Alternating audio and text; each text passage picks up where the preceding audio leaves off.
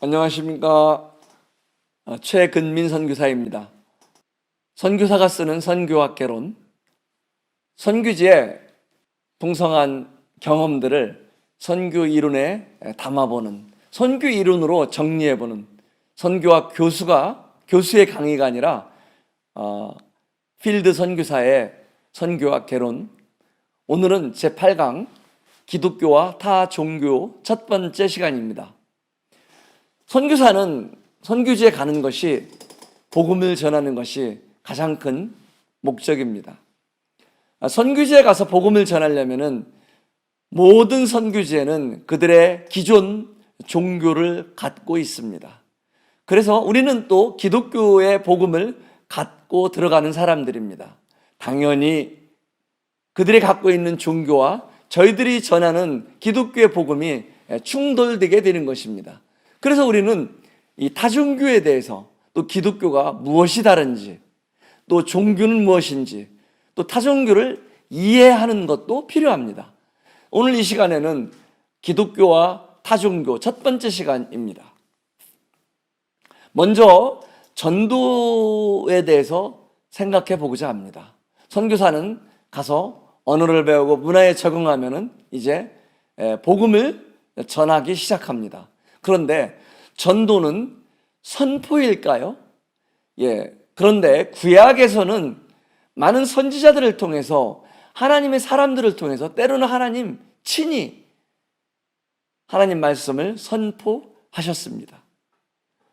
이스라엘에게 그랬고요. 그런데 이제 신약에 와서는 세례 요한은 회개를 선포했고요. 천국이 이제 다가오기 때문에 회개하라고 그런 메시지를 선포했습니다.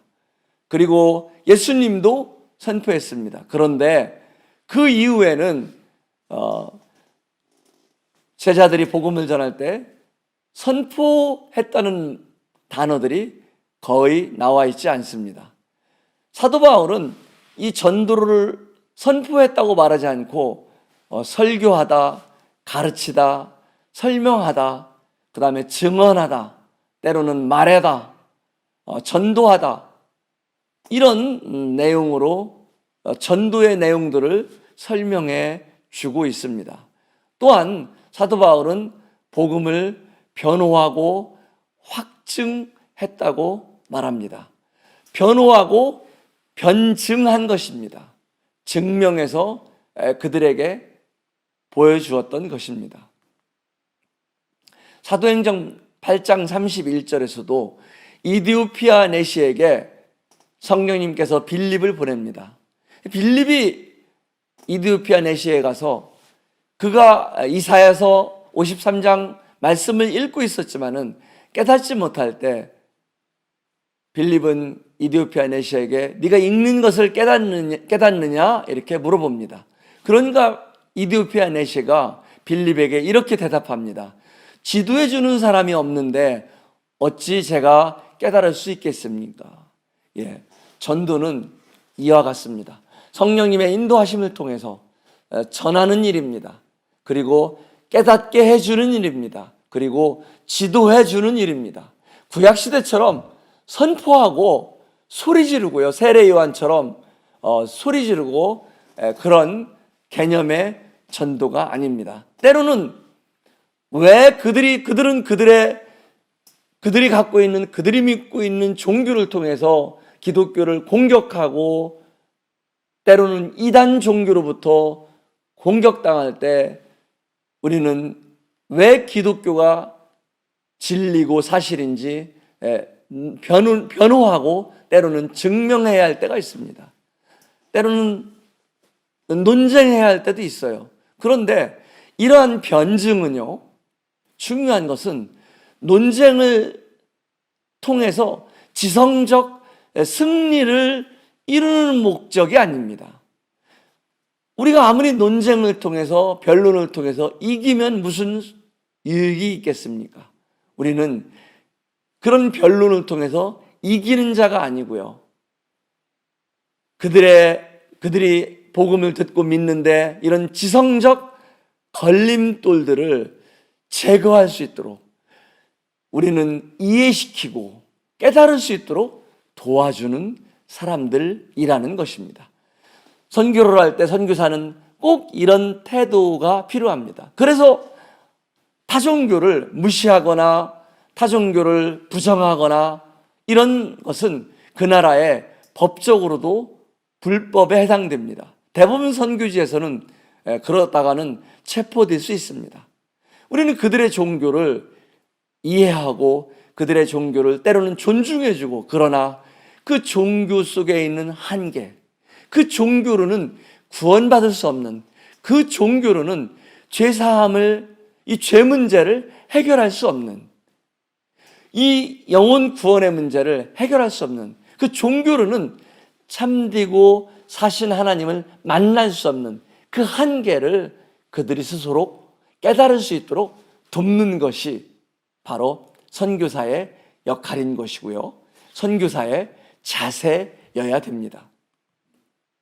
전도는 먼저 그들의 세계관을 이해해야 됩니다.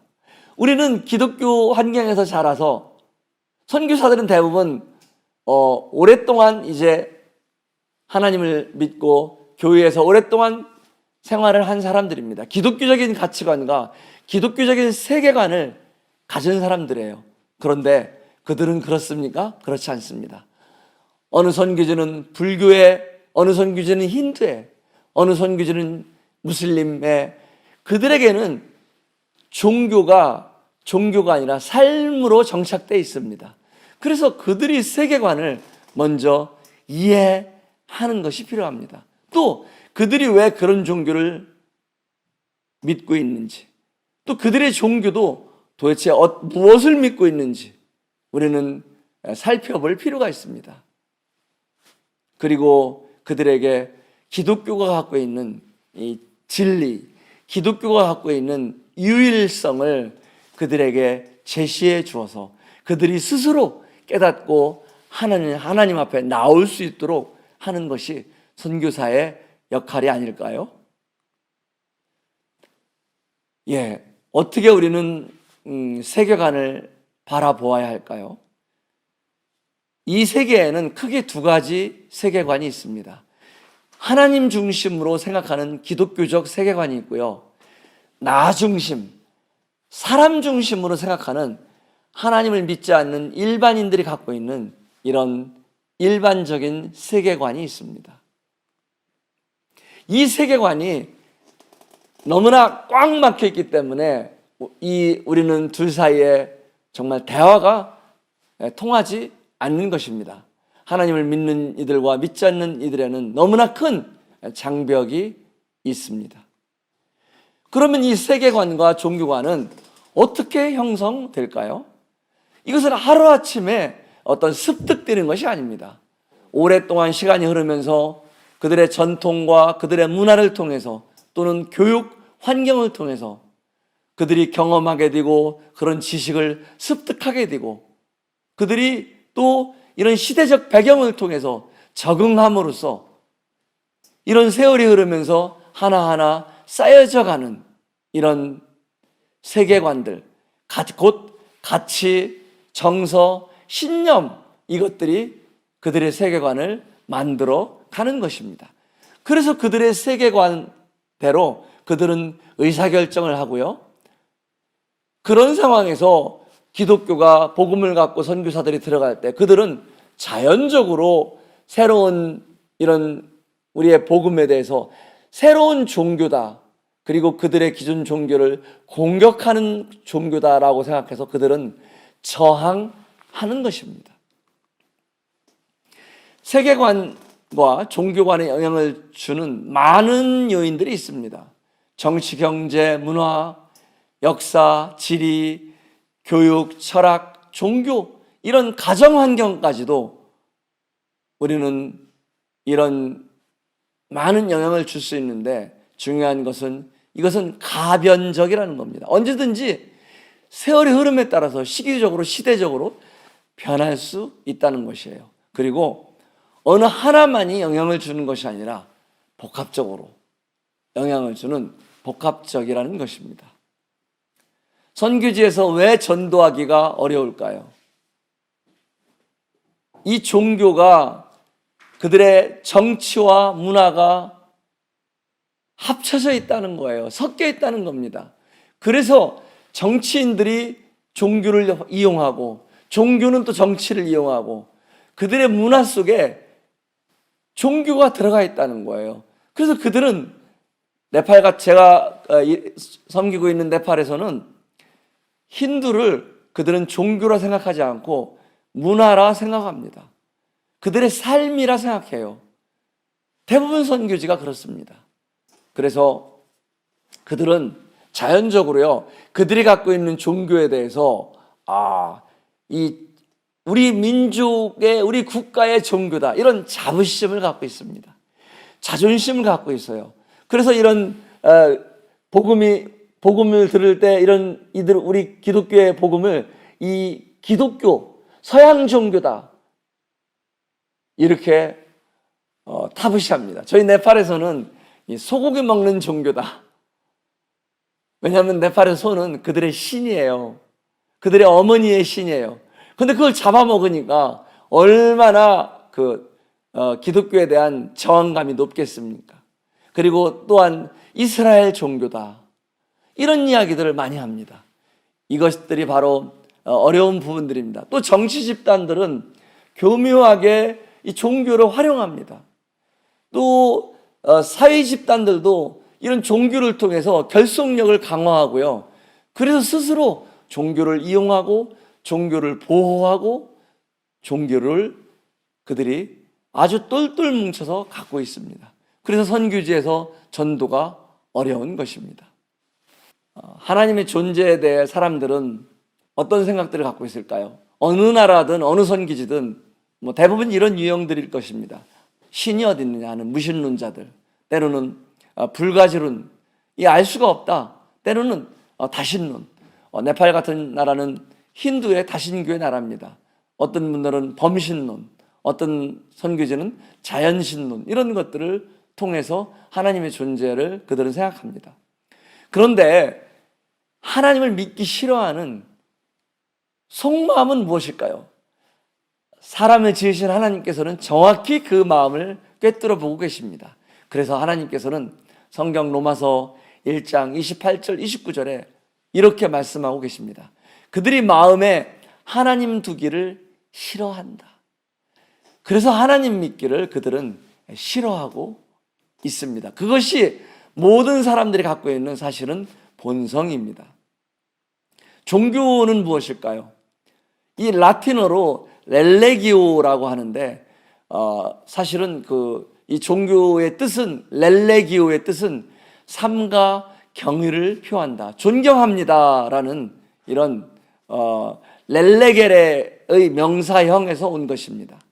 종교사회학자 중에 한 명인 이런 종교사회학을 저술한 막스 베버는 종교를 정의하는 것은 정말 어려운 일이다, 그만큼 복잡하고 다양한 일이라고 말하고 있습니다. 종교의 분류를 우리가 살펴볼 필요가 있습니다. 애니미즘, 이런 어떤 물이나 불이나 이런 자연, 이런 물에 정령이 있다고 믿는 이런 원시신앙입니다. 어떻게 정령 숭배를 하는 것이죠. 주로 아프리카 지역에 또 많이 이런 것들이 존재합니다. 샤머니즘은 이런 샤먼이라는 하늘과 대화하는 사람, 이런 주술이나 이런 걸 통해서 병고침을 받거나요. 이 샤머니즘이 기독교와 혼합될 수 있죠. 아프리카 같은 선교지가 대표적인 그런 선교지입니다. 애니미즘과 샤머니즘과 크리스찬이 섞인 이런 특성, 혼합주의의 특성을 보이는 곳이 대표적으로 아프리카 선교지입니다. 아프리카는 사실 기독교가 들어간 지 아주 오래된 곳입니다. 그럼에도 이런 선교가 얼마나 중요합니까? 선교사들이 어떻게 전할 것인가, 무엇을 전할 것인가, 이런 것들이 얼마나 소중한지 지금의 아프리카의 기독교 환경을 보면은 이런 우리가 교훈을 얻을 수 있습니다. 단순히 전도하고 교회를 세우는 것만이 아니라 제자화하고 또 어떻게 그들이 교회의 진리를 잘 세워서 성경적인 교회가 계속 그 선교지에서 세워져 나갈 수 있을지, 그것들을 선교사는 끝까지 고민해야 하는 사람들일 것입니다. 토테미즘은 무엇입니까? 이런 각 부족을 어떤 동물이 지킨다고 생각하는 것입니다. 곰이라든가요, 독수리라든가요.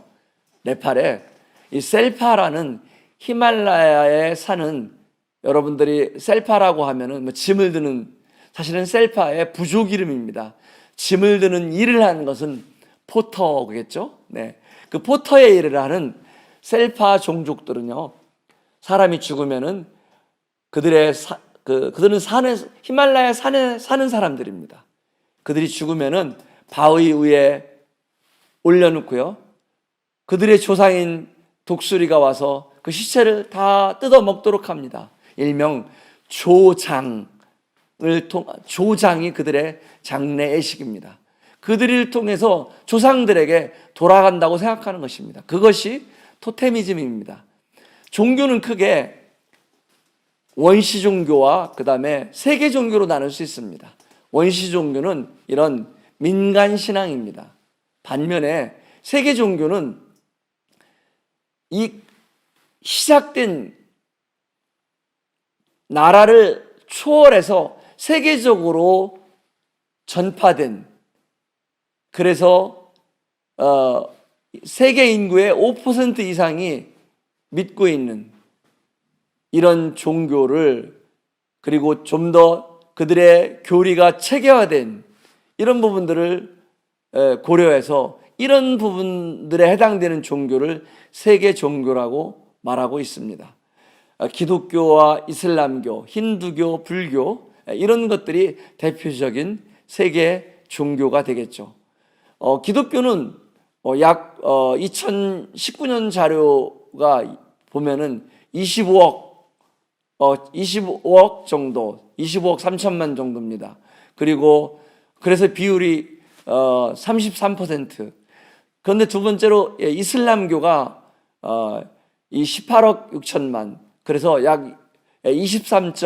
세계 인구의 23.9%를 차지하고 있습니다만은, 지난 10년간 성장률을 보면은, 참고해 보면은 이슬람교가 무려 53.2% 성장률을 보이고 있어서 굉장히 빠른 속도로 지난 10년 동안 성장하고 있는 종교임을 알 수 있습니다.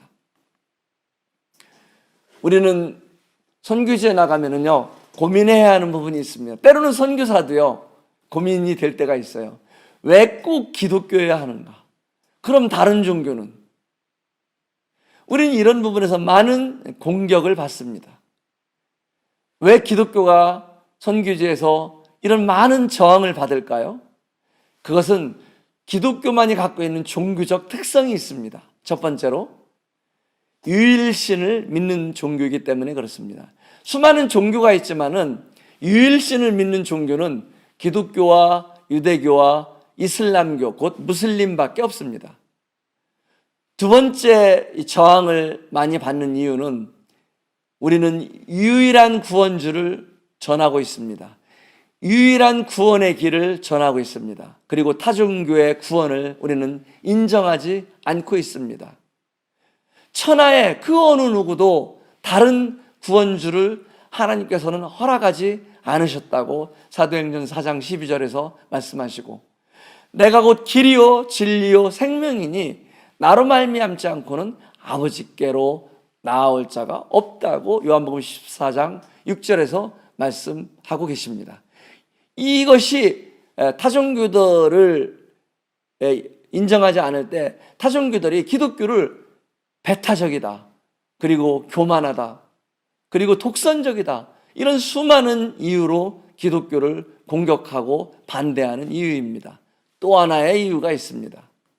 그것은 적극적인 전도 활동을 한다는 거예요. 기독교는 국경을 넘고 문화를 진입해서 복음을 전합니다. 이것이 그들에게 싫은 겁니다.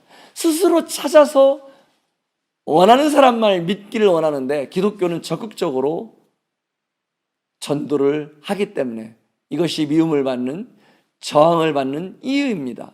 그런데 사실 기독교가 저항을 받는 내적인 원인은 그것은 바로 우리의 싸움이 혈과 육에 있는 게 아니라 곧 사람과 사람의 싸움이 아니라 이 공중의 권세 잡은 자 사단과의 싸움인 영적 싸움이기 때문에 그런 것입니다.